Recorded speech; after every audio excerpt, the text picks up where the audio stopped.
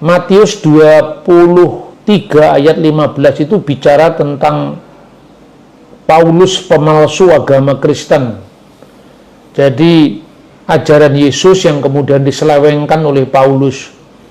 Tentu frame yang digunakan adalah frame of reference Islam, di mana Nabi Isa itu hanya diutus untuk Bani Israel, tidak untuk bangsa-bangsa, tetapi ajaran itu diselewengkan oleh Paulus, dan Pauluslah yang membawa Injil kepada bangsa-bangsa lain yang itu melanggar misi Yesus sendiri. Nah, dia menggunakan ayat ini seolah-olah yang membawa Injil menyeberangi daratan, mengarungi lautan itu ya Paulus tadi. Sebab aku menyertai engkau. Janganlah bimbang, sebab aku ini Allahmu. Aku akan meneguhkan, bahkan akan menolong engkau. Aku akan memegang engkau dengan tangan kananku yang membawa kemenangan. Edukasi rohani. Orang polemikus Muslim mengutip Matius pasal 23 ayat 15. Celakalah ahli-ahli Taurat dan orang-orang Farisi yang menjelajah lautan, mengarungi lautan, menjelajah daratan untuk menubatkan satu orang ke dalam agamamu. Setelah dia bertobat, kamu jadikan dia orang neraka yang 2 kali lebih jahat dari kamu sendiri. Nah, teks ini sebetulnya munculnya sebagai reaksi Yesus terhadap proselitisme atau peyahudian orang-orang Edom ke dalam Yudaisme, karena persaingan antara sekte Farisi dan sekte Saduki, sehingga itu memperbanyak penganut untuk kekuatan sektenya, namun motivasinya tidak tulus. Nah, itu kemudian teks itu dipahami dan diselewengkan seolah-olah Matius 23 ayat 15 itu bicara tentang Paulus pemalsu agama Kristen. Jadi ajaran Yesus yang kemudian diselewengkan oleh Paulus.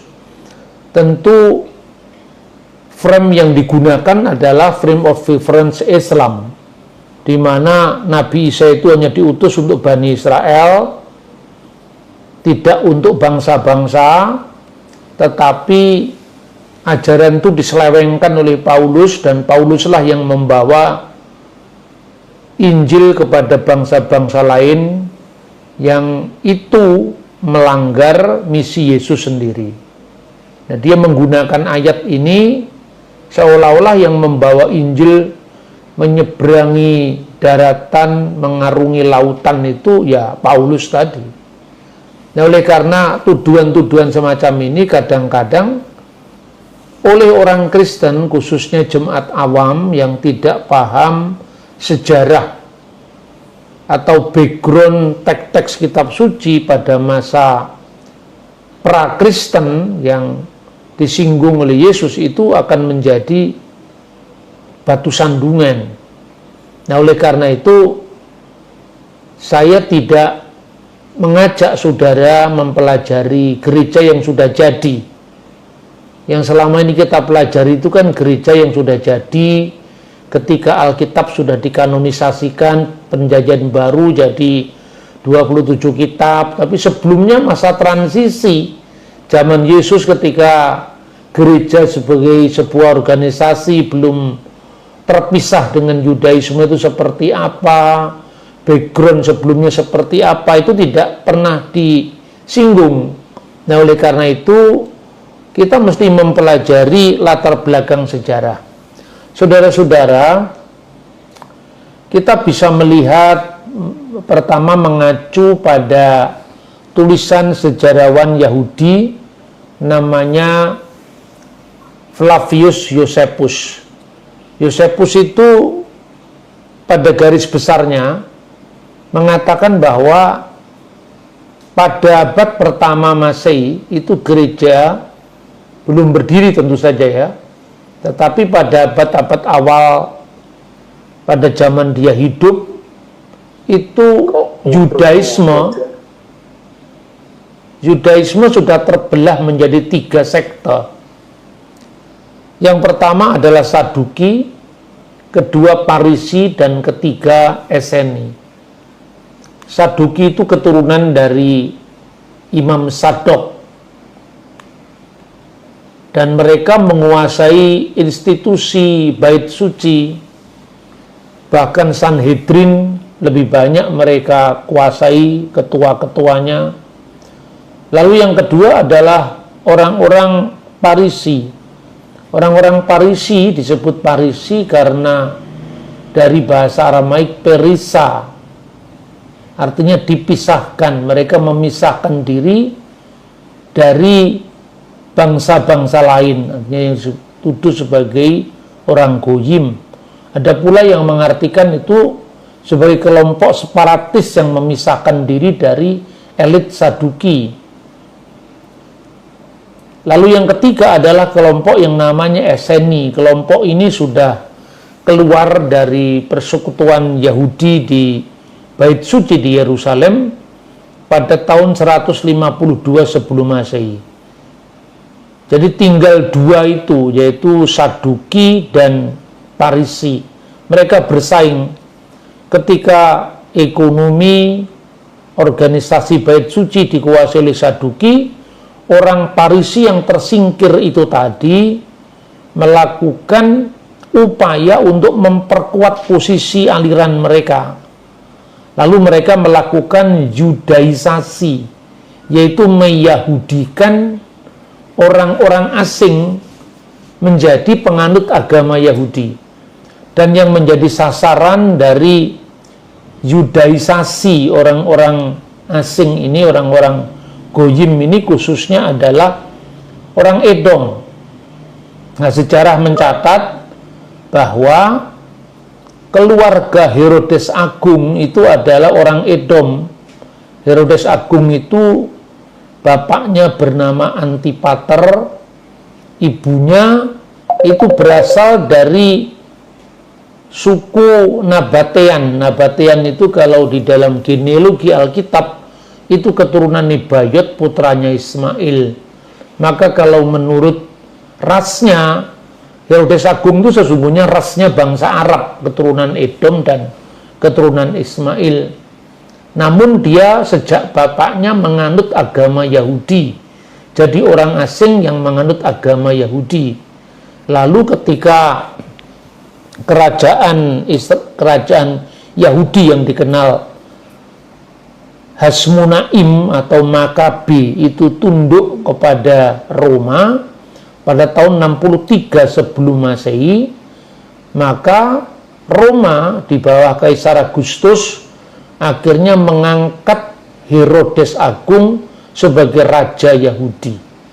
Nah, itulah yang melatar belakangi kenapa Herodes Agung itu sangat ketakutan ketika mendengar berita dari orang Majus bahwa raja Yahudi telah datang. Karena apa? Karena menurut nubuatan kitab Torah, ya, bahwa tongkat kerajaan tidak beranjak dari Yehuda, dan saat itu nanti Edom akan diremukkan, padahal dia sendiri keturunan Edom. Nah, itulah kira-kira konstelasi politik yang muncul sebelum kelahiran kekristenan. Dalam bukunya Sejarah Kuno Bangsa Yahudi, buku yang ke-20 ya, pasal 17 sampai 48, itu ada catatan bagaimana para simpatisan Yahudi di antara kaum elit di kerajaan timur, orang Parisi berdagang keliling dengan agen-agen pewarta mereka, membuktikan bahwa mereka mengarungi daratan dan menjelajah lautan untuk menobatkan orang. Nah, inilah yang kemudian disinggung Yesus. Tapi sesungguhnya motivasi mereka tidak tulus, karena mereka itu menobatkan bangsa-bangsa bukan Yahudi menjadi penganut agama Yahudi, itu supaya persembahannya masuk ke sekte Parisi. Jadi sebetulnya rebutan persembahan itu dari dulu sampai sekarang sudah ada ya.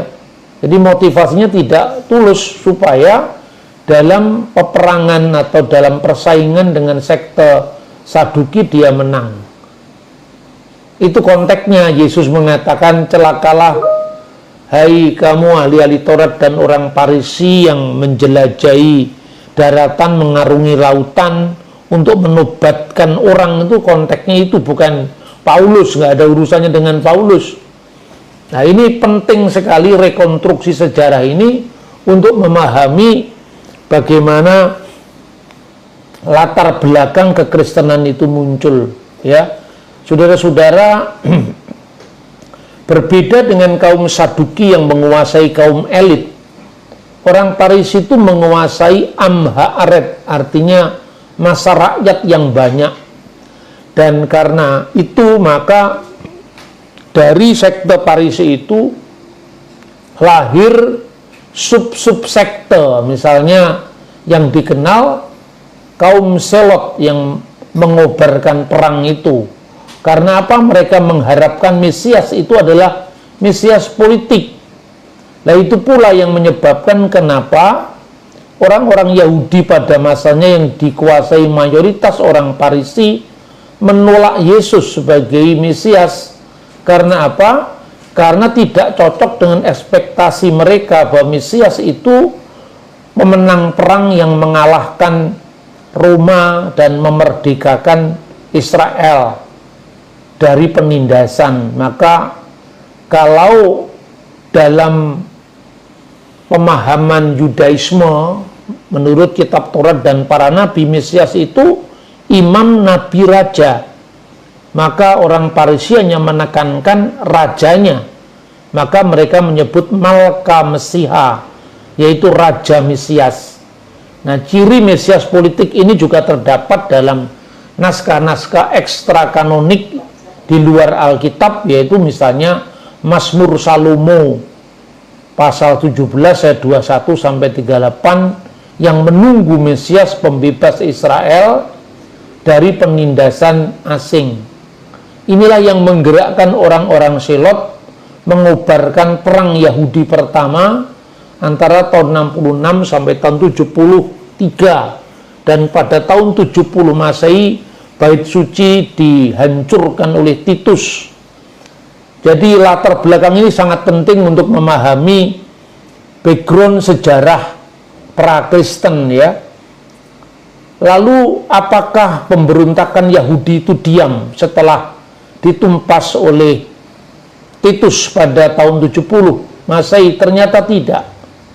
Bait Suci memang tidak ada, tetapi orang Yahudi diizinkan oleh penguasa Roma untuk melanjutkan agama mereka dan diberi kota yang dinamakan Yapne atau Yamnia. Maka sejak saat itu juga nanti kita bisa melacak bahwa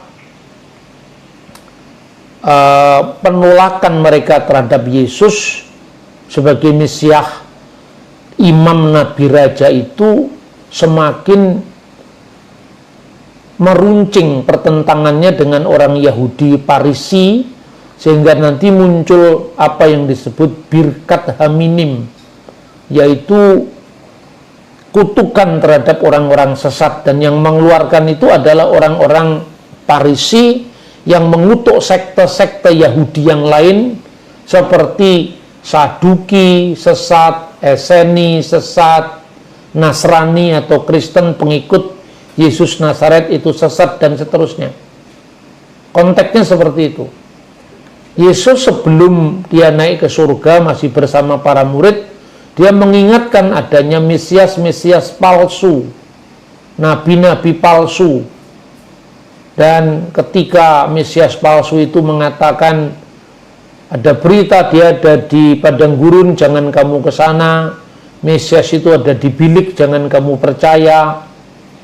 Bahkan di antara murid-murid Yesus sendiri, harapan Mesias politik itu juga cukup kuat, ya. Misalnya murid-murid yang mengundurkan diri karena Yesus mengatakan, tubuhku benar-benar makanan, darahku benar-benar minuman. Bukan Mesias yang mati ini yang kita harapkan. Makanya di dalam Yohanes pasal 6 ayat 66, banyak murid-murid dari antara 70 murid itu mengundurkan diri.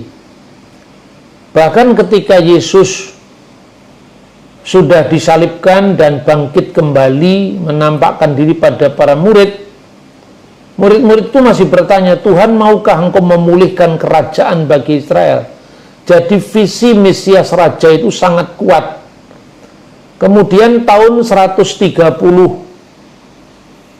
Masehi terjadi perang Yahudi kedua, di mana Rabi Akiba itu memproklamirkan pemimpin pergerakan itu, yaitu Simon Bar Kokhba sebagai Mesias Israel.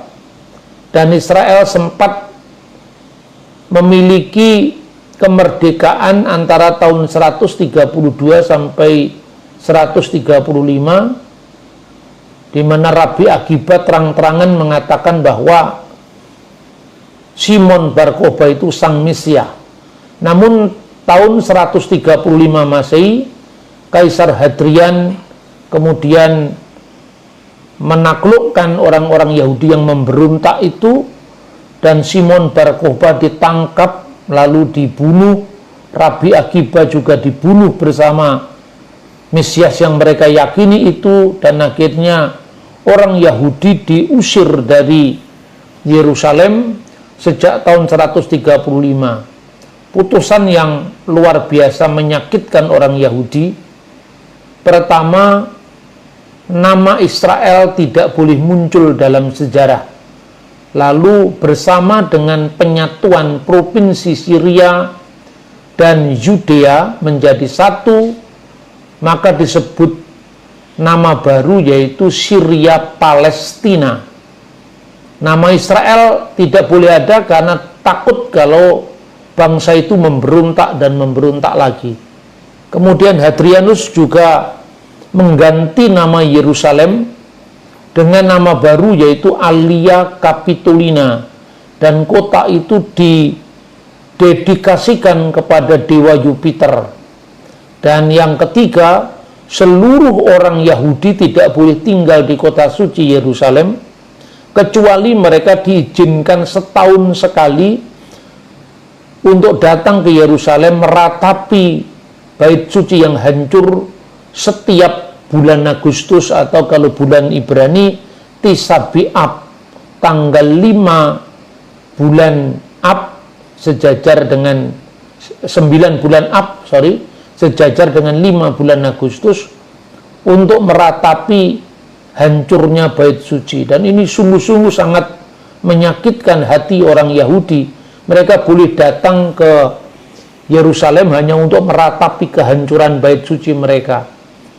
Bukan hanya orang Yahudi, Parisi, Saduki, semua sekte, termasuk sekte Nasrani, orang-orang Yahudi yang percaya dengan Mesias, Yesus, itu juga tidak boleh tinggal di kota suci Yerusalem. Makanya kalau kita melihat sejarah gereja, gereja punya tradisi liturgi dalam bahasa Aramaik, yaitu bahasa yang dipakai Yesus sehari-hari, yang sampai sekarang dilestarikan oleh gereja-gereja Syria ya. Misalnya gereja Maronit di Lebanon, gereja Katolik Syria Timur yang ada di Irak, gereja Ortodoks Syria, gereja Katolik Syria, yang itu semua masih memakai bahasa Aram, bahasa Aramaik yang dipakai Yesus. Kita punya tradisi gereja-gereja yang berbahasa Yunani dan Latin, seperti gereja Roma Katolik, gereja Ortodoks Yunani. Tetapi kita tidak punya gereja yang berbahasa Ibrani. Karena apa? Karena orang-orang Yahudi, termasuk orang-orang Kristen Yahudi, dilarang tinggal di Yerusalem.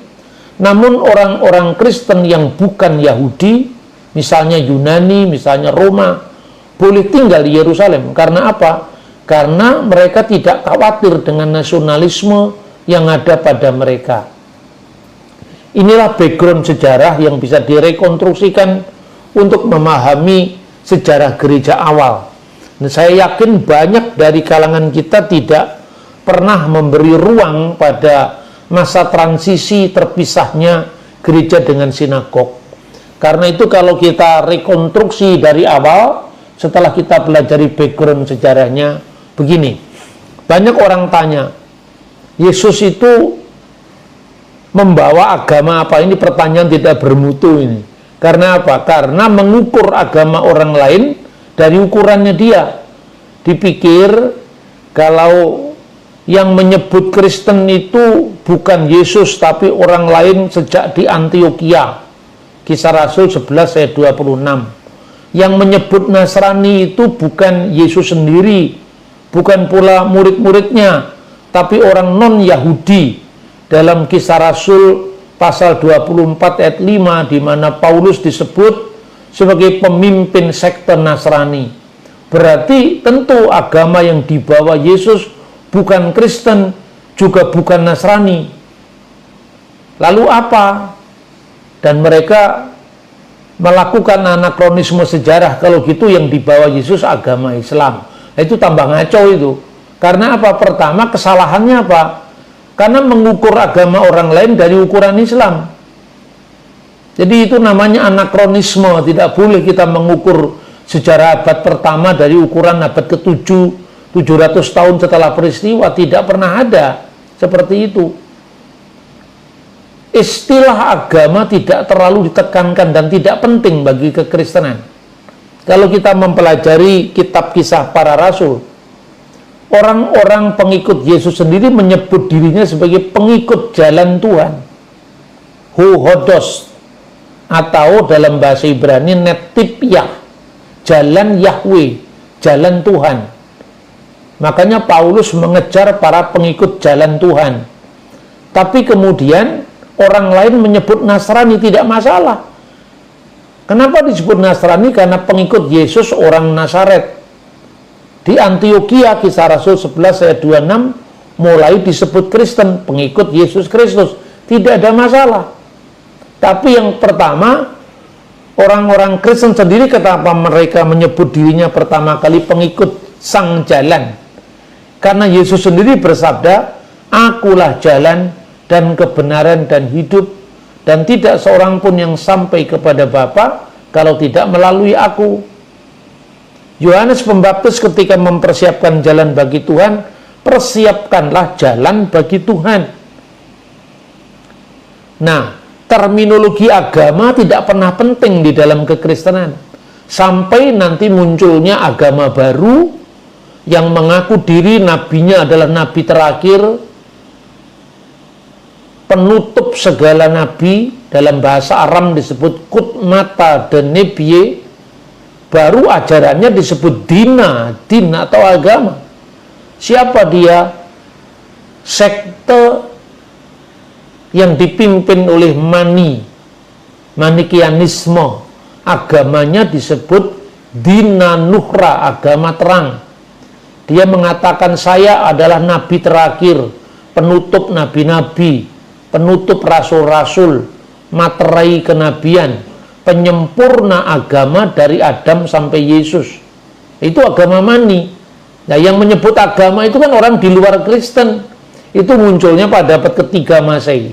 Kekristenan sendiri tidak pernah menjadikan tema agama itu untuk dirinya. Saudara-saudara, gereja dulu juga dibagi menjadi dua kelompok. Pertama adalah gereja-gereja Yahudi yang dikenal dengan gereja Yerusalem, latar belakangnya Yahudi. Lalu yang kedua, gereja bukan Yahudi, mulai disebut itu di Antioquia, wilayah Syria atau Turki bagian selatan di zaman modern. Gereja yang berlatar belakang Yahudi itu dalam surat Galatia disebut sebagai orang-orang yang tidak gereja Yahudi itu orang-orang yang bersunat, maka rasulnya adalah Yakobus. Sementara gereja yang berasal dari latar belakang bukan Yahudi, gereja-gereja dari latar belakang orang-orang yang tidak bersunat, rasulnya Paulus. Nah, dari antara gereja yang bersunat itu dibagi menjadi dua. Kisah Rasul pasal 6 ayat 1, yaitu orang-orang Yahudi yang berbahasa Yunani, orang-orang Yahudi diaspora, orang-orang Yahudi pendatang. Makanya Rasul Petrus dalam suratnya 1 Petrus pasal 1 ayat 1 itu ditujukan kepada para pendatang, yaitu para diaspora Yahudi di wilayah Asia Kecil, Kapadokia, Bitinia, karena itu orang-orang Yahudi diaspora.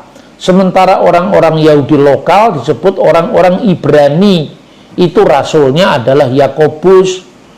Lalu Yakobus itu menjadi pemimpin gereja di Yerusalem sejak tahun 33, yaitu pencurahan Roh Kudus, sampai dia menjadi martir atau mati syahid karena imannya tahun 62 Masehi. Lalu gereja di Yerusalem itu dipimpin oleh para pemimpin yang dulunya masih kerabat dari Yesus. Misalnya Simeon itu putranya Kleopas. Kleopas itu yang jalan ke Emmaus itu bersama dengan Lukas. Nah, Kleopas itu istrinya bernama Maria. Di dalam Yohanes pasal 19 ayat 25 bersama Bunda Maria, Maria istri Kleopas, Maria Magdalena berdiri di bawah salib. Lah itulah ibunya Yakobus. Bapaknya namanya Kleopas, dan menurut sejarawan gereja yang bernama Hagesippus menulis kira-kira tahun 130 Masehi, Kleopas itu adalah adiknya Yusuf suami Bunda Maria. Istrinya juga bernama Maria yang menjadi ibunya Yakobus saudara Yesus. Itu artinya saudara sepupu. Nah, saudara, kemudian setelah Simeon terus ada kepemimpinan gereja sampai perang Yahudi tahun 135, kepemimpinan gereja itu mandek, tidak lagi dipimpin oleh orang-orang Yahudi, tapi dipimpin oleh orang-orang Yunani. Karena apa? Karena orang Yahudi tidak boleh tinggal di kota suci Yerusalem. Nah, inilah background sejarah. Mula-mula orang Kristen itu ibadahnya di mana? Ya, ibadahnya di sinagog dan di bait suci. Misalnya dalam Kisah Rasul pasal 3 ayat 1, menjelang waktu sembahyang kira-kira jam 3 petang, naiklah Yohanes dan Petrus ke bait Allah untuk berdoa. Itu jangan dibayangkan berdoa secara GSJA, berdoa secara Katolik, enggak, itu berdoa Yahudi itu. Kemudian mereka juga punya waktu sembahyang, itu sembahyang Yahudi 3 kali sehari. Lalu dalam Yakobus pasal 2 ayat 2 itu rumah ibadatnya juga disebut sinagoge. Kalau orang masuk ke dalam kumpulanmu itu sinagoge Imon, ya, sinagoge diterjemahkan tempat kumpulanmu. Itu sinagoge benar-benar pengertiannya rumah ibadat Yahudi. Tapi apa yang membedakan mereka dengan orang Yahudi yang lain, misalnya Parisi atau Saduki? Perbedaannya karena iman mereka kepada Yesus. Nah, saya berikan contoh misalnya. Ketika orang-orang pengikut Yesus yang Yahudi itu perjamuan Paskah, ya, Yesus sendiri kan mengatakan kepada muridnya, disuruh pergi ke kota, nanti ada orang yang membawa kendi berisi air, sampaikan kepadanya, guru akan merayakan Paskah di rumahmu. Pertanyaannya, Paskah apa itu yang dirayakan? Bukan Paskah Kristen dengan kebangkitan Yesus, tidak, tapi Paskah Keluaran. Dan saudara-saudara bisa merekonstruksi bagaimana Paskah Yahudi dirayakan. Mereka merayakan keluaran dari tanah Mesir. Pada saat ritusnya itu ada potongan daging anak domba, ada roti tak beragi, ada anggur, pada saat memecah-mecahkan roti, orang Yahudi itu mengatakan, inilah roti sengsara yang dimakan oleh nenek moyang kita di tanah Mesir. Anggurnya juga dipahami anggur sengsara. Tapi ketika Yesus merayakan Paskah Yahudi itu saatnya perjamuan malam, Yesus tidak pernah mengatakan, inilah roti sengsara yang dimakan nenek moyang kita di tanah Mesir. Tapi dia mengatakan, inilah tubuhku yang dipecah-pecahkan. Sekarang bayangkan, seumpama orang-orang Yahudi yang percaya Yesus itu melakukan perjamuan Paskah bersama keluarganya, dan ketika memecah-mecahkan roti, dia tidak mengatakan, inilah roti sengsara yang dimakan nenek moyang kita di Mesir, tapi dia mengatakan, inilah tubuh Yesus. Ya, pasti mereka dilempari batu. Karena apa? Karena nggak cocok dengan pemahaman iman Yahudi pada masanya. Inilah masa transisi ketika gereja belum terlepas dari keyahudian. Karena itu, dalam Kisah Rasul pasal 20 ayat 7, orang-orang Kristen mulai punya perayaan tersendiri.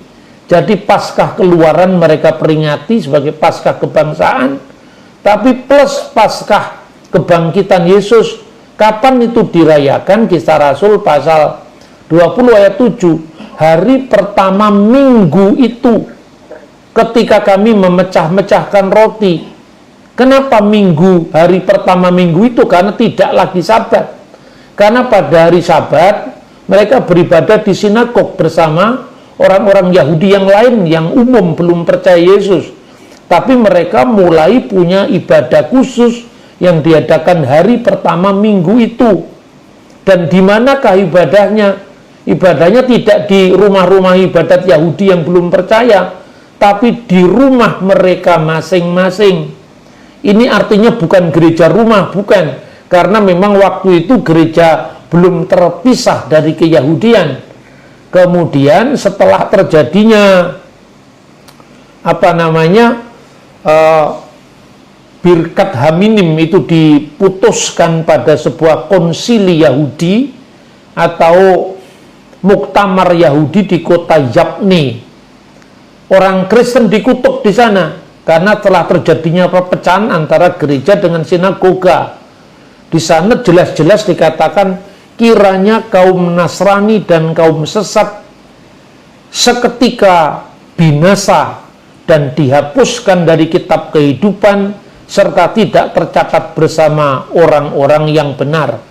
Di sini muncul kata Hanosrim Wehaminim Kiriga Yufetu Zimehu Misefer Hakayim Weim Sadikim Al-Yikatifu. Jadi orang-orang Nosrim, maksudnya pengikut Yesus dari Nazaret, dan orang sesat seketika binasa dihapuskan dari kitab kehidupan, serta tidak tercatat bersama kaum yang benar. Kiranya kaum Nasrani dan kaum sesat seketika binasa dan dihapuskan namanya dari kitab kehidupan, serta tidak tercatat bersama kaum yang benar.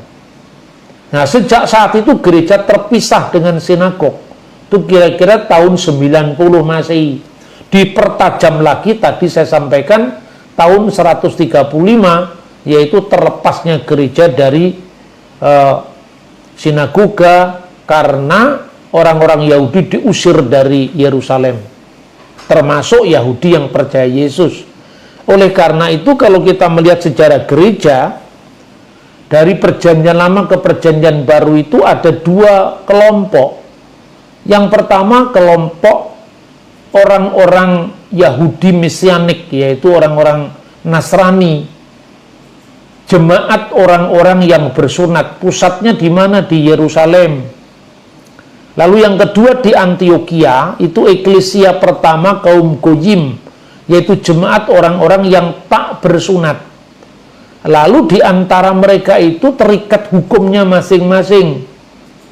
Bagi orang-orang yang tidak bersunat, mereka tidak berlaku hukum Musa, tapi berlaku Sefa Misfot Binin Noah, 7 hukum bagi keturunan Nuh. Ini kalau menurut sumber Yahudi, ya. Tapi kalau menurut sumber Kristen, saudara bisa membaca tulisannya Bapak gereja bernama Irenaeus dari Lyon, gitu kira-kira tahun 200-an dia menulis ada 4 perjanjian. Katanya dia dalam bukunya Adversus Haeresis, yaitu melawan bidat-bidat. Pertama, perjanjian Adam. Perjanjian Adam itu telah dilanggar, manusia jatuh ke dalam dosa. Lalu perjanjian Nuh. Nah, perjanjian Nuh itulah ya oleh orang Yahudi disebut 7 hukum bagi keturunan Nuh. Tandanya apa? Kutaruh busurku di atas awan sebagai perjanjian antara aku dan seluruh bumi. Lalu yang ketiga, perjanjian Musa. Itu hukum Taurat, berlaku bagi hanya orang Yahudi saja. Lalu yang terakhir, perjanjian baru, yaitu perjanjian melalui gereja, yaitu Yesus Kristus. Yang penting di sini adalah bagaimana masa transisi ini yang tidak banyak diketahui orang.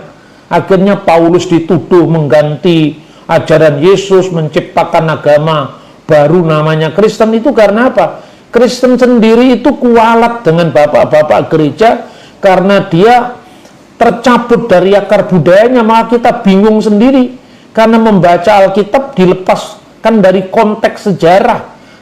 Akibatnya kita punya tafsiran liar yang tidak bisa dikonfirmasi secara historis. Nah, contohnya ini, bagi jemaat yang bersunat berlaku hukum Musa. Hukum Musa itu terdiri dari 3. Ini kan bisa saya tunjukkan ya. Hukum Musa itu terdiri dari 3. Yang pertama, mispatim. Mispatim itu hukum yang bersifat umum. Dari mana klasifikasi ini? Dari Ulangan pasal 6 ayat 20. Apabila di kemudian hari anakmu bertanya kepadamu, apakah peringatan, ketetapan, dan peraturan? Peringatan itu bahasa Ibraninya ha-edot. Ketetapan itu ha-hukim. Peraturan itu ha-mispatim, yang diperintahkan kepadamu oleh Tuhan Allah kita. Jadi dalam teks bahasa aslinya memang disebutkan maha edot weha hukim weha mispatim aser siwah adunai elohenu ethem. Maka jawablah, dan seterusnya. Apa contohnya yang disebut mispatim? Mispatim itu hukum umum, hukum universal. Misalnya jangan ada ilah lain di hadapan hadiratmu, jangan menyembah berhala, jangan membunuh, jangan mencuri, jangan berzina, hormatilah ayah dan ibumu. Itu hukum yang berlaku umum bagi Yahudi maupun bukan Yahudi. Lalu yang kedua, hukum khusus yang diterjemahkan ketentuan-ketentuan. Itu hukim, itu hanya berlaku bagi Yahudi saja. Misalnya hukum kasrut. Kasrut itu tahor dan tami. Hukum halal haram, Imamat pasal 11. Itu hanya berlaku bagi Yahudi. Jangan makan babi. Bukan hanya babi, onta juga nggak boleh dimakan, kelinci nggak boleh dimakan bagi Yahudi. Tapi kalau Anda orang Manado boleh makan babi, tidak ada keperaturan untuk itu bagi non-Yahudi. Yang ketiga, haidot, hukum peringatan. Itu hanya berlaku bagi Yahudi saja. Misalnya sunat, ya, Sabat sunat, ya. Makanya di Israel itu sekarang ada pekerja asing untuk orang Yahudi yang disebut Sabat Goi. Dulu sebelum tahun 2000, hotel-hotel di wilayah Israel itu kalau hari Sabat semua masakan dingin karena tidak ada yang berani bekerja pada hari Sabat memanaskan makanan, ya. Tetapi sekarang semua sudah panas, sudah hangat. Karena apa? Karena ada Sabat Goi, orang-orang Kristen atau orang Arab Islam yang bekerja untuk Yahudi di hotel-hotel untuk memanasi makanan. Itu Sabat hanya berlaku bagi Yahudi, tapi bagi non-Yahudi boleh bekerja untuk Yahudi pada hari Sabat. Sunat 8 hari hanya khusus bagi Yahudi. Kemudian jangan makan daging di sendi pangkal paha. Itu untuk memperingati peristiwa Yakub, itu hanya berlaku bagi Israel, bagi Yahudi. Kejadian 32:32. Jangan makan daging bersama susu induknya. Jangan memasak anak kambing bersama susu induknya. Keluaran 23:19. Itu hanya khusus bagi Yahudi. Pesannya apa? Agar orang Yahudi tidak takut anak-anak mereka akan mandul, sehingga mereka melakukan ritual seperti orang Kanaan, yaitu memasak anak kambing bersama susu induknya.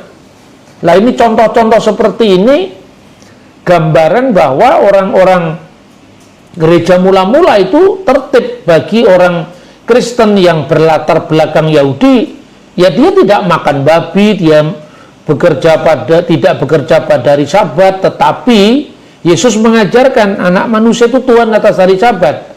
Karena itu jangan terlalu menjadi legalistik, maka orang-orang di luar Yahudi boleh bekerja pada hari Sabat. Tetapi orang Kristen itu tidak berhenti pada keyahudian, karena Kristus membebaskan mereka lebih luas lagi, bukan jatuh ke dalam legalisme. Maka terjadilah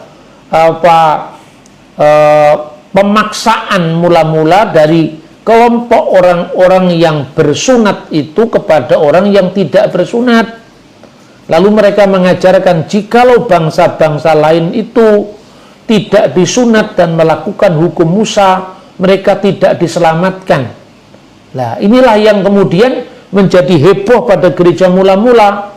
Lalu para rasul bersidang di kota Yerusalem, Kisah Rasul pasal 11. Lalu mereka menginstruksikan bahwa Kisah Rasul pasal 15 ayat 19, janganlah kita membuat orang-orang bukan Yahudi untuk tercegah atau menghalangi mereka berbalik kepada Allah, bertobat kepada Allah, karena hukum yang kita terapkan pada mereka. Karena itu ayat 20, agar mereka menjauhi makanan yang dipersembahkan kepada berhala, dari daging binatang yang mati dicekik, dari percabulan dan dari darah. Inilah yang disebut hukum Nuh tadi. Karena hukum Nuh dalam Kejadian pasal 9 atau perjanjian Nuh, kalau menurut istilahnya bapak-bapak gereja mula-mula, itu semua binatang boleh kamu makan bersama tumbuh-tumbuhan. Belum ada larangan untuk orang Yahudi, karena Yahudi belum muncul pada saat itu, yaitu misalnya tidak boleh makan cumi-cumi, tidak boleh makan babi, tidak boleh makan onta, apalagi meminum kencingnya tidak boleh. Itu bagi Yahudi saja, jadi jangan GR, jangan lebih Yahudi ketimbang orang Yahudi. Nah, inilah yang kemudian gereja ketika bersidang di Yerusalem itu kembali untuk orang bukan Yahudi kepada perjanjian Nuh, hukum Nuh. Langsung dibaptis menjadi Kristen, tidak perlu disunat. Kalau orang bukan Yahudi, jalannya seperti itu. Kalau orang Yahudi sesudah umur 8 hari dia disunat, kemudian datang pada hari Sabat, plus percaya kepada Yesus, dibaptis. Jadi kalau orang bukan Yahudi tidak perlu disunat dulu baru dibaptis, tidak perlu disunat, makanya langsung dibaptis menjadi seorang Kristen. Dari hukum Nuh langsung kepada perjanjian baru. Kalau Yahudi dari hukum Musa langsung kepada perjanjian baru. Nah, inilah yang melatar belakangi Efesus ya. Ini supaya lebih jelas saya ambil satu-satu. Apakah yang disebut hukum Nuh ini? Ini bukan karangan orang Kristen ini. Ini kampanye hukum Nuh di Yerusalem. Sekarang ini Yerusalem modern. Judulnya 7 for 70. Ini ada webnya www.7for70.com. Artinya 7 hukum untuk 70 bangsa-bangsa. Apa artinya 70 bangsa-bangsa? Karena keturunan Nuh, Sem, Ham, dan Yafet punya anak-anak jumlahnya 70. 70 bangsa itu mewakili 70 bangsa-bangsa bukan Yahudi.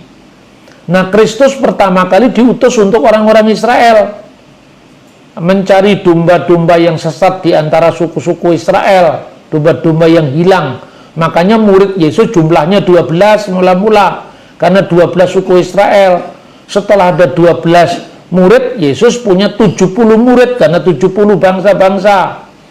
Nah, jadi setelah untuk orang Israel, Yesus perutusannya untuk semua bangsa-bangsa, bukan hanya bagi Israel. Yang punya teori Nabi Isa diutus bagi Israel saja, itu kan agama Islam, itu tidak ada urusannya dengan Islam kita.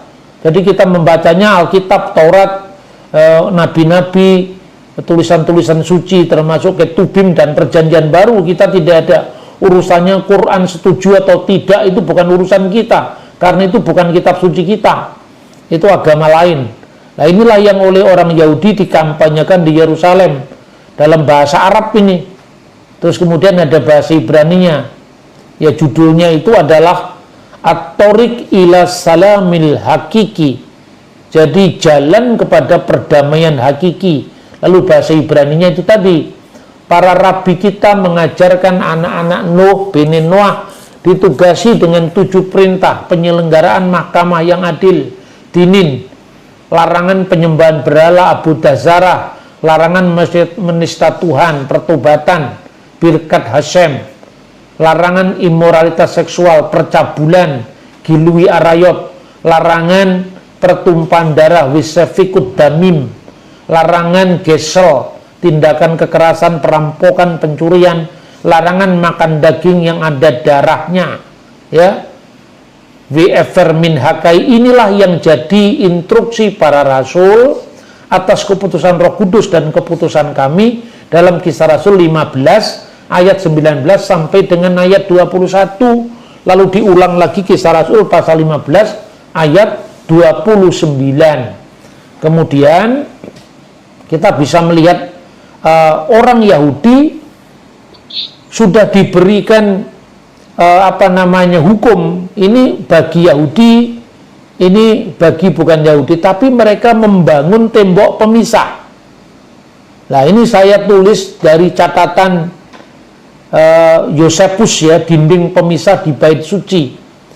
Ketika kamu melewati serambi pertama ini sampai ke pelataran kedua, ada dinding pemisah yang dibuat dari batu-batu sekelilingnya, tingginya 3 hasta, konstruksinya sangat anggun, di atasnya berdiri pilar-pilar dengan jarak yang sama satu dengan yang lain, dan itu menandai hukum kesucian.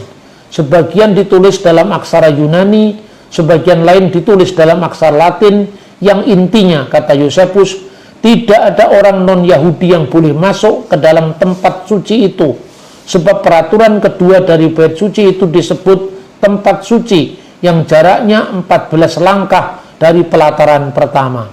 Inilah yang disinggung oleh Rasul Paulus di dalam surat Efesus pasal 2 ayat 14. Kita lebih baik baca mulai ayat 11. Karena itu ingatlah bahwa dahulu sebagai orang bukan Yahudi menurut daging yang disebut orang-orang tak bersunat oleh mereka yang menamakan dirinya sunat, yaitu sunat lahiriah yang dikerjakan oleh tangan manusia. Artinya apa? Dalam Efesus pasal 2 ayat 11 ada pertentangan, ada polarisasi antara yang bersunat dan yang tidak bersunat. Mereka yang menamakan dirinya sunat, yaitu sunat lahiriah yang dikerjakan tangan manusia, berarti waktu itu ada pemaksaan hukum sunat bagi mereka yang bukan Yahudi.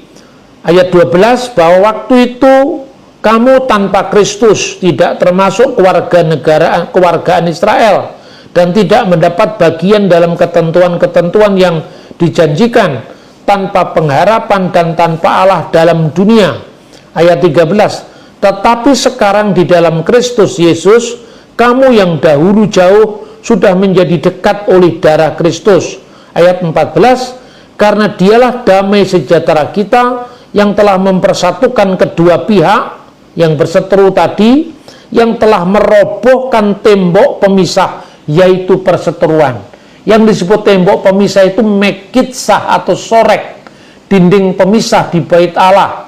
Ya, inilah yang disebutkan dalam Efesus pasal 2 ayat 14, dikonfirmasi oleh konteks sejarahnya dalam catatan Flavius Josephus. Padahal pembagian Yahudi dan bukan Yahudi itu adalah pembagian yang dikenal sebagai pluralisme hukum Taurat.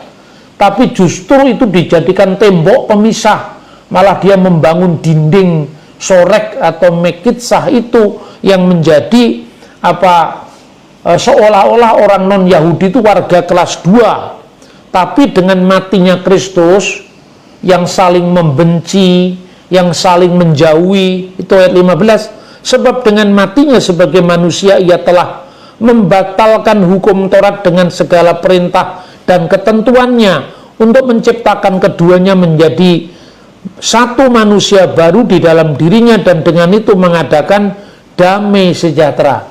Nah, banyak orang yang memahami ini bertentangan dengan sabda Yesus sendiri, karena Yesus tidak membatalkan hukum Taurat. Perhatikan, ini orang yang tidak memahami konteks sejarahnya bisa kacau balau ini. Di dalam Matius pasal 5:17, janganlah kamu menyangka bahwa aku datang untuk meniadakan kitab Taurat, hukum Taurat dan kitab para nabi. Aku datang bukan untuk meniadakannya, melainkan untuk menggenapinya. Lalu dipertentangkan dengan Efesus pasal 2 ayat 15 tadi. Sebab dengan matinya manusia sebagai manusia, maksudnya Yesus, ia telah membatalkan hukum Taurat dengan segala perintah dan ketentuannya. Lalu ayat 18 Matius pasal 5, karena aku berkata kepadamu, sesungguhnya selama belum lenyap langit dan bumi ini, satu iota atau satu titik pun tidak akan ditiadakan sebelum semuanya terjadi. Tapi bandingkan ini Efesus pasal 2:15 ini dengan ucapan Paulus yang lain. Misalnya, jika demikian, adakah kami membatalkan hukum Taurat karena iman? Sama sekali tidak. Sebaliknya kami meneguhkannya, bukan membatalkannya. Paulus juga mengatakan, sebab Kristus adalah kegenapan hukum Taurat. Ini persis dengan bukan ditiadakan, tapi digenapi dalam sabda Yesus, sehingga kebenaran memperoleh tiap-tiap orang yang percaya. Lalu pertanyaannya, apa konteksnya Efesus pasal 2 ayat 15? Ini tidak bertentangan dengan Matius pasal 5 ayat 17. Perhatikan, dalam teks bahasa aslinya di sini digunakan kata-kata ton nomon, ton entolon, indokmasin, katargesas. Biasanya ketika Alkitab Perjanjian Baru menulis tentang Taurat, cukup ditulis kata nomos saja, nomon atau nomos. Tapi kenapa di sini ditulis ton nomon, ton entolon, endokmasin, katargesas. Nomon itu artinya misfot, hukum secara umum, ya. Tetapi terdiri dari entelon. Entelon itu adalah hukum khusus dan hukum ketentuan-ketentuan tadi, atau hukum ketentuan tadi. Dalam dogmasin, dogma itu perintah-perintah. Itulah yang menjadi batal. Jadi bukan Taurat batal, tapi hukum khusus yang terdiri dari hukum aturan tentang peringatan, misalnya sunat, misalnya sabat, hari-hari raya, yang itu khusus bagi Yahudi. Indokmasin dipaksakan untuk non-Yahudi. Yang kedua, hukum kasrut tentang makanan, tentang imamat pasal 11 yang sesungguhnya tidak berlaku bagi Yahudi, dipaksakan bagi yang tidak berlaku bagi non-Yahudi, dipaksakan oleh orang Yahudi bagi non-Yahudi. Itu yang menjadi batal dengan sendirinya, karena hukum pluralis yang sifatnya justru berbagi dalam hukum masing-masing, akhirnya dipaksakan kepada orang yang tidak wajib melakukannya. Maka kalau istilahnya sekarang, itu batal dengan sendirinya atau batal demi hukum, bukan dibatalkan, karena Taurat tidak pernah batal. Yang batal dengan sendirinya adalah hukum yang dipaksakan bagi orang-orang bukan Yahudi. Dengan kematian Kristus, maka tembok pemisah yang dibangun oleh orang Yahudi di Bait Suci tadi telah hilang. Karena apa? Karena pengampunan Yesus menyatukan antara Yahudi dan bukan Yahudi, antara orang bersunat dan orang-orang yang tidak bersunat. Maka Paulus tidak pernah membatalkan ajaran Yesus. Banyak orang misalnya tanya begini, Paulus itu menciptakan kekristenan sendiri yang berbeda dengan ajaran Yesus. Biasanya saya tanya, mana hukum Taurat yang dilanggar Paulus? Coba tunjukkan satu ayat saja yang dilanggar Paulus, mana? Biasanya orang-orang polemikus itu menunjukkan misalnya sunat, ya. Paulus melarang Titus sunat. Itulah yang dibatalkan oleh Paulus. Tapi kalau kita baca secara lebih teliti, siapa Titus itu? Titus itu adalah orang Yunani. Pertanyaannya, sejak kapan orang Yunani harus disunat? Sunat tidak berlaku bagi non-Yahudi, ya kan? Tetapi Paulus menyunatkan Timotius karena Timotius ibunya orang Yahudi. Perhatikan, karena alasan konteks ini. Paulus ibunya orang Yahudi, Kisah Rasul pasal 16 ayat 1 sampai dengan ayat 3. Jadi Paulus disunatkan, Timotius disunatkan oleh Paulus. Tapi dalam Galatia, Paulus melarang Titus sunat. Karena apa? Galatia pasal 5 ayat 1. Sekali lagi aku katakan kepada setiap orang yang menyunatkan dirinya, ia wajib melakukan seluruh hukum Taurat. Paulus tidak bersalah dalam hal ini. Coba Anda lihat sekarang. Di dalam Keluaran pasal 12 ayat 48 sampai dengan 49. Tetapi apabila seorang asing telah menetap padamu dan mau merayakan Paskah bagi Tuhan, maka setiap laki-laki yang bersama dengan dia wajiblah ia disunat. Barulah ia boleh mendekat untuk merayakannya. Ia akan dianggap sebagai orang asli. Tetapi tidak seorang pun yang tidak bersunat boleh memakannya. Memakan Paskah berarti dia menjadi Yahudi. Kalau dia menjadi Yahudi, caranya dia disunat. Nah, tapi bagaimana aturan orang-orang asing yang tidak disunat? Ya, mereka tidak disunat menurut hukum Yahudi, mereka melakukan hukum yang sebelumnya.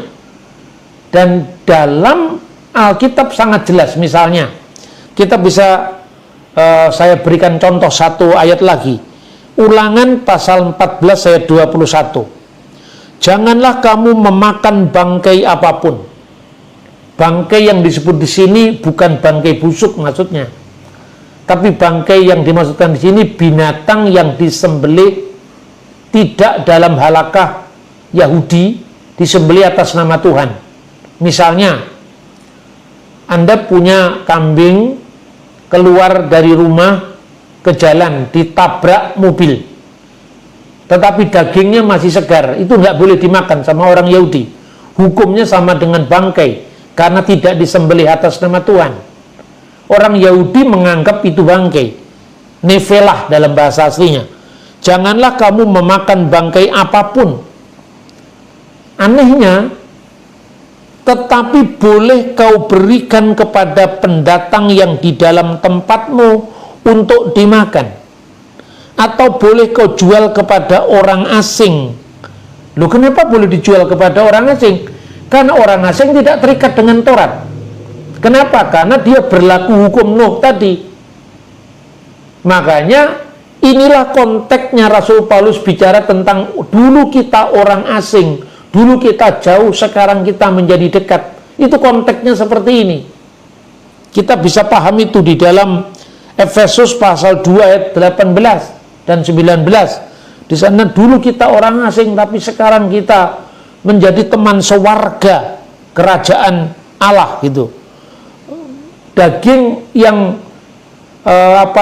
tidak disembelih tadi boleh dijual kepada orang asing. Artinya orang asing tidak terikat pada hukum Musa, juga tidak terikat oleh sunat. Itulah konteksnya kenapa ya orang yang disunat harus melakukan hukum Musa, karena dia sudah menjadi orang Yahudi. Maka bukan hanya mispatim yang berlaku bagi mereka, jangan membunuh, jangan mencuri, jangan berzina, tapi juga hukum khusus. Kamu tidak boleh makan babi, kamu tidak boleh makan unta, kamu tidak boleh makan kelinci, kamu tidak boleh makan ikan yang tidak bersisik. Itu hukum khusus.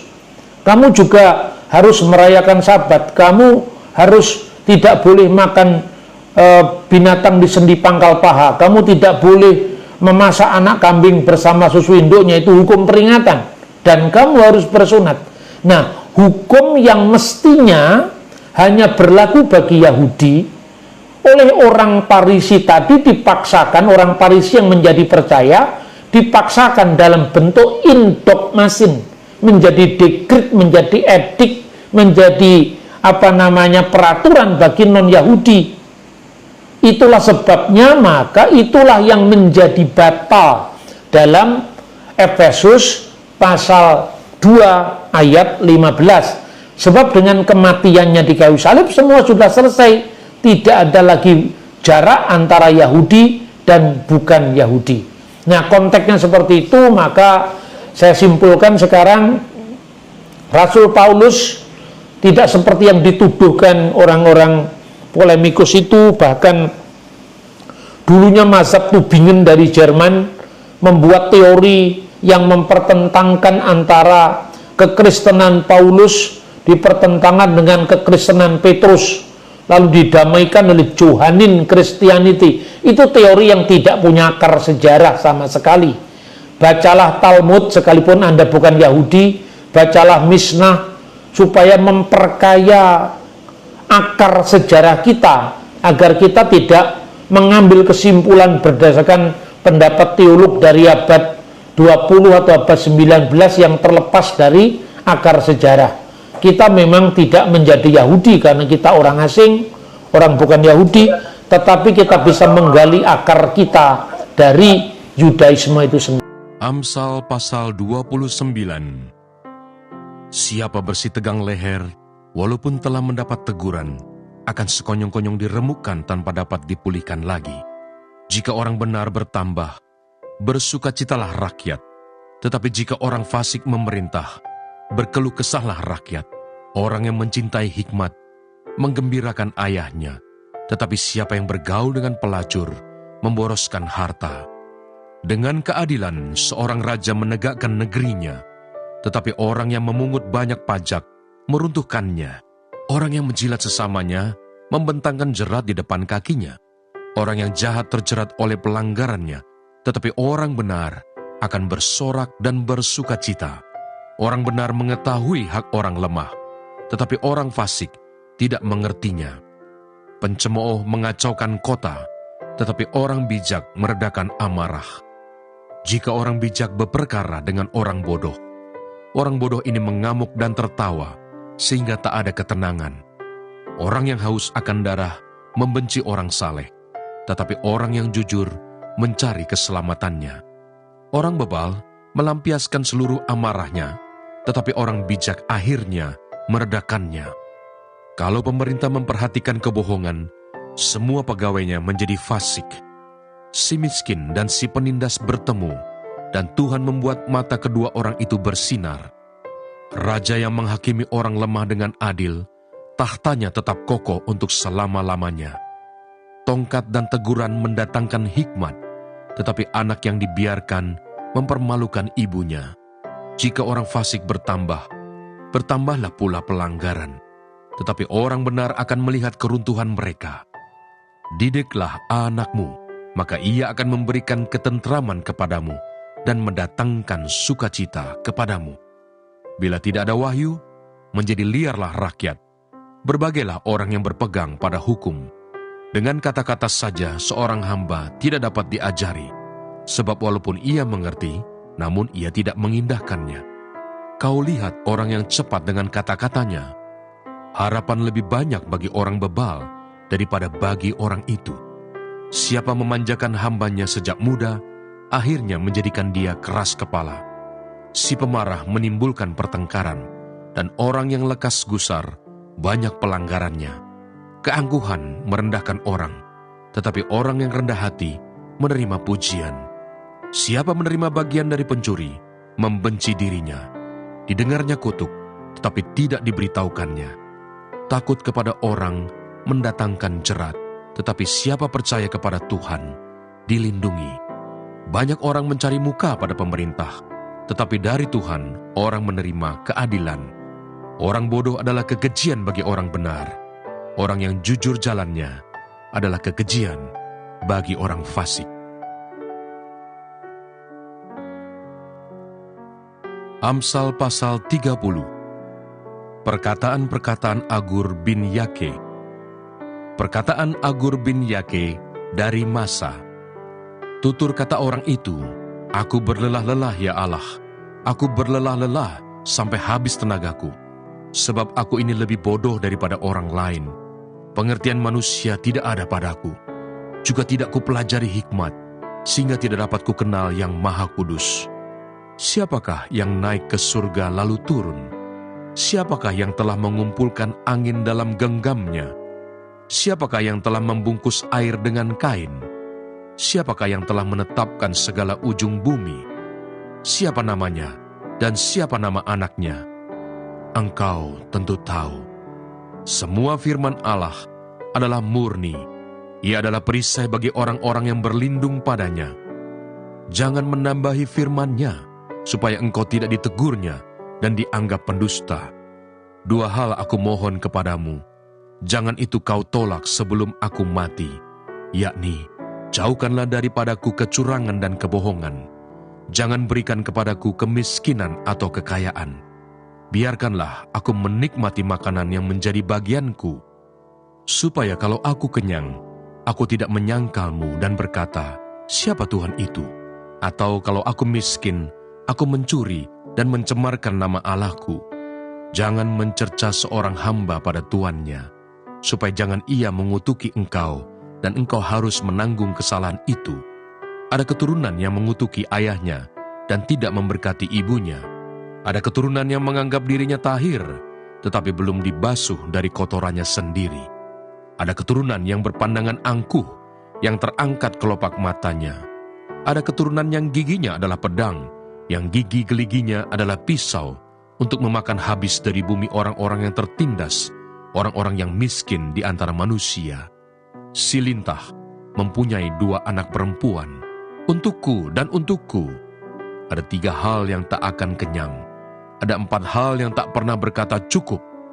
Dunia, orang mati, dan rahim yang mandul, dan bumi yang tidak pernah puas dengan air, dan api yang tidak pernah berkata cukup. Mata yang mengolok-olok ayah dan enggan mendengarkan ibu akan dipatuk gagak lembah dan dimakan anak Raja Wali. Ada 3 hal yang mengherankan aku, bahkan ada 4 hal yang tidak ku mengerti. Jalan Raja Wali di udara, jalan ular di atas cadas, jalan kapal di tengah-tengah laut, dan jalan seorang laki-laki dengan seorang gadis. Inilah jalan perempuan yang berzina. Ia makan, lalu menyeka mulutnya dan berkata, aku tidak berbuat jahat.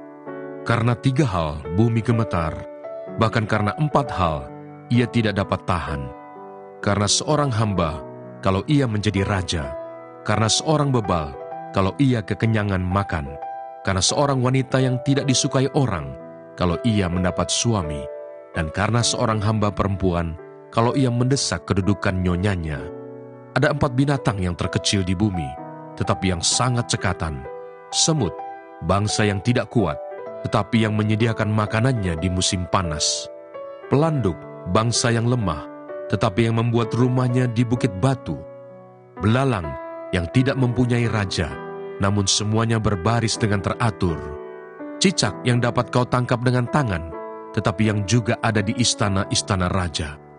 Ada 3 binatang yang gagah langkahnya, bahkan 4 hal yang gagah jalannya, yakni singa yang terkuat di antara binatang, yang tidak mundur terhadap apapun, ayam jantan yang angkuh atau kambing jantan, dan seorang raja yang berjalan di depan rakyatnya.